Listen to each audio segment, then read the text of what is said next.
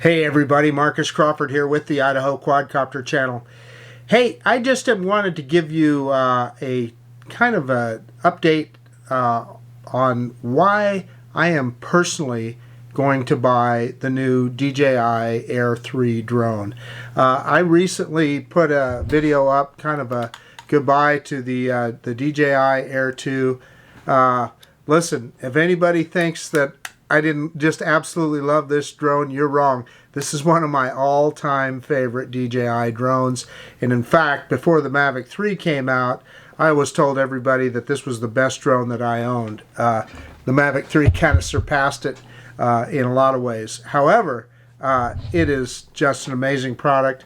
I like the styling, kind of reminds you of a Porsche sports car. That aside, the new Mavic 3 is going to be packed full of a ton of useful features. And again, I consider myself a drone enthusiast. I'm not a great videographer. I'm not a great photographer. I'm just a guy that likes to fly drones and go out and have fun. And I appreciate good video. So the 1-inch sensor on this guy, really, a lot of people were pretty excited about that. And it was, I mean, particularly, well, still, this thing puts out flippin' amazing video. I mean, amazing quality video. However, just because they're reducing the sensor size on the Air 3, I don't think is a reason to dismiss it. Now, a lot of people say, okay, yeah, there's an SDK for this thing, and which is important. I mean, if you are mapping or doing those kind of things, I absolutely agree with you. It's important. It's not something that's important to me.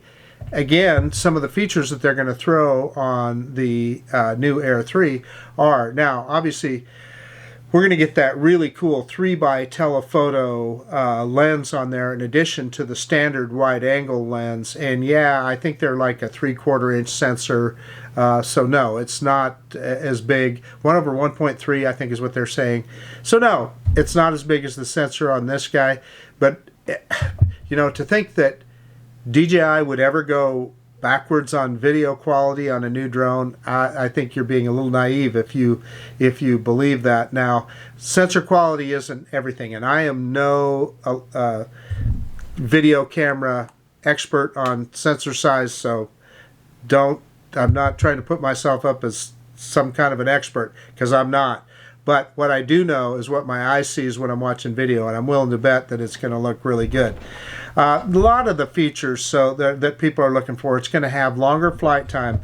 I flew this the other day. Getting 20 minutes out of a battery is a really stretch.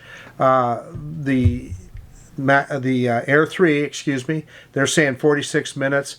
Well, if you get 35 minutes, that's going to be awesome, right? Or you get 30 minutes. That's going to be a lot of flight time. This thing has excellent OA and obstacle sensing, but it's just front and rear and a little bit upward with these sensors. The new one is supposed to have omnidirectional. Now, what does omnidirectional mean as opposed to 360? I don't know. Take a guess on that. A little bit more about the camera. So the wide-angle lens, and I'm getting these specs off of Drone XL's excellent website. 2.4 micron pixel size. Is that good or bad? Don't ask me. I'll bet you it's going to be good. With the wide-angle lens is going to have the 24 millimeter format equivalent f.1.7 aperture, which that big aperture is going to let in a lot of light, right? So I can't remember what this guy is. I think it's 2 point something. I wonder if it says on the lens here. Let's take a look. Yeah, no, it doesn't say on the lens, but I remember it's a smaller aperture on the Air 2S. Bigger sensor, smaller aperture. That smaller sensor size with a bigger aperture is going to let in more light. Then the telephoto lens, it sounds to me like it's similar, or if not the same sensor.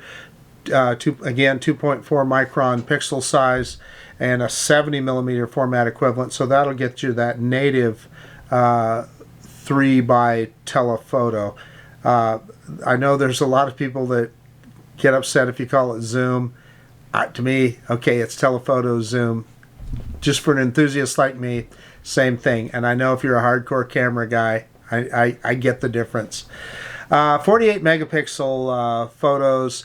The other thing is that it's gonna be able to take 4K 100 frames per second to capture some slow motion. I gotta be honest with you, on a drone, how often are you capturing slow motion unless you're up close to something, a sporting event or something like that? The way I fly, most of the time 60 frames per second is plenty, but it offers it. But more importantly, it's going to have HDR video in 4K 60 frames per second, and that is important to me. So in 10-bit color, which, you know, I typically don't color grade my videos, but if you're a person that does that, that 10-bit I know is really important to you. I already talked about the extended flight time, the battery life, which is important to me and a lot of people. Some interesting things about the charge hub. Supposedly it's got the ability to, so some interesting things about the charge hub. Say you're away from power, I guess it's got a function and you have 3 partially charged batteries.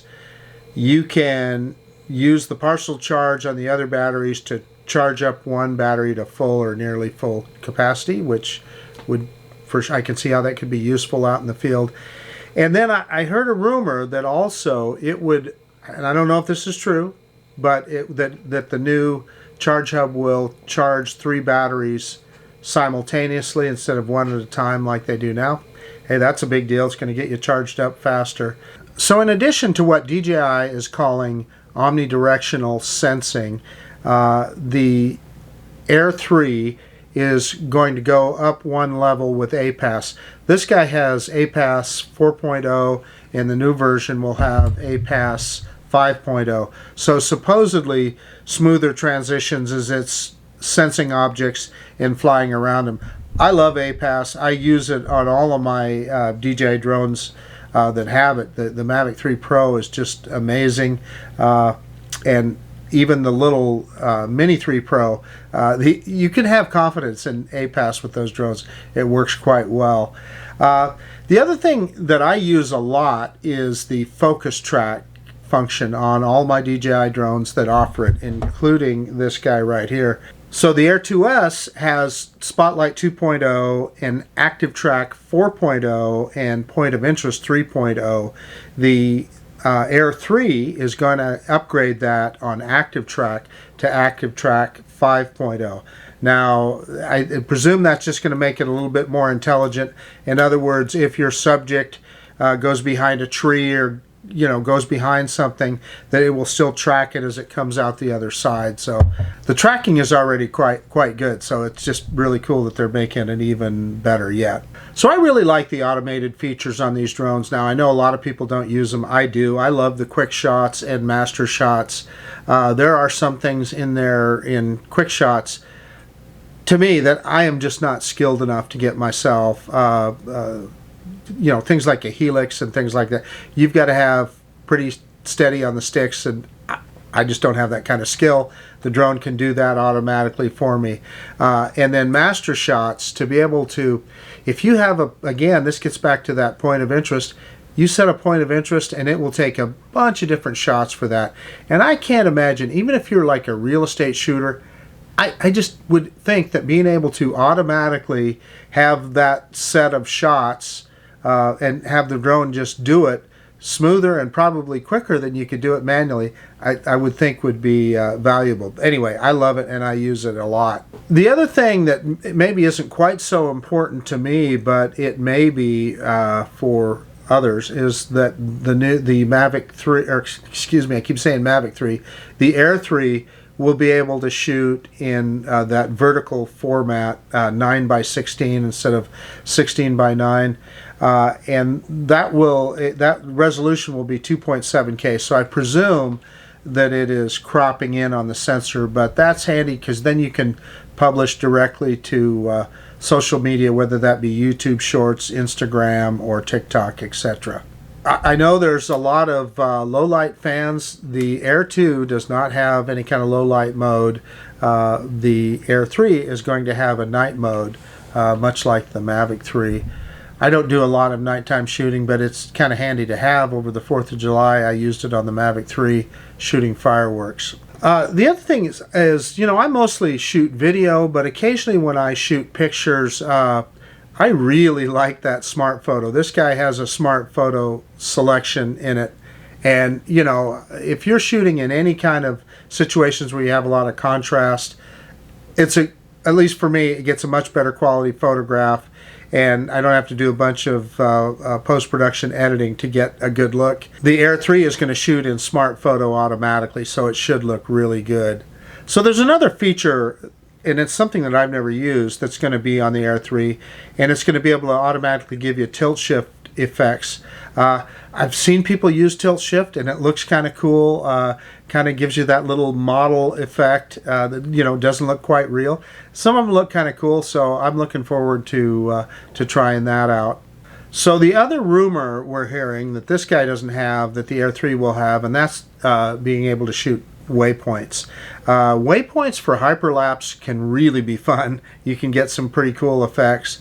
So we'll see when the drone comes out, but will it have video waypoints as well? We'll see. That's not something I use that much. It's kind of fun to mess around with, but I understand if you want to repeat a mission over and over again, in other words, you know, you're trying to take a picture of a construction site and you want to have the drone fly the exact same mission time and time again, you could set that up and do it. So that would be that's another handy feature that I understand that they're adding to the Air 3.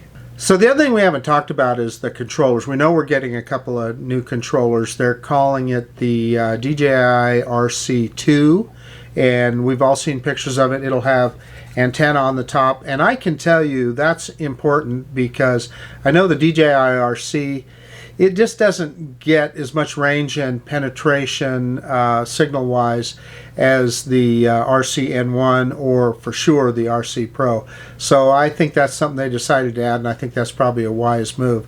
Now there's also going to be an RC-N2 controller. What the difference there is it just the fact that it's going to have OcuSync 4 as opposed to OcuSync 3. The other concern that I have is I have the DJI RC Pro, and I would really love to use that with the Air 3, so we'll see if that is compatible or not. So in conclusion, again, this is one of my all-time favorite drones, and if you love the 1-inch sensor on this guy, and you should, yeah, keep it. You know, there's nobody twisting your arm to upgrade to anything, and I know a lot of people, this drone is everything that they need, and it has been for me too. I've got a ton of flights on this drone and have really enjoyed every one of them. Again though, the Air 3 is bringing a lot more to the table, and I'm a drone enthusiast, and that is why I'm going to upgrade to the DJI Air 3 from the DJI Air 2S. I guess that's about it. This is Marcus Crawford with the Idaho Quadcopter channel out, and if you like this kind of content, please consider subscribing to my channel. Most of all, I appreciate you taking the time to look at this video. And yeah, of course, we'll see you on the next one. The DJI Air 2, an amazing product. The Air 3 is going to be really cool too. See you guys later. Bye.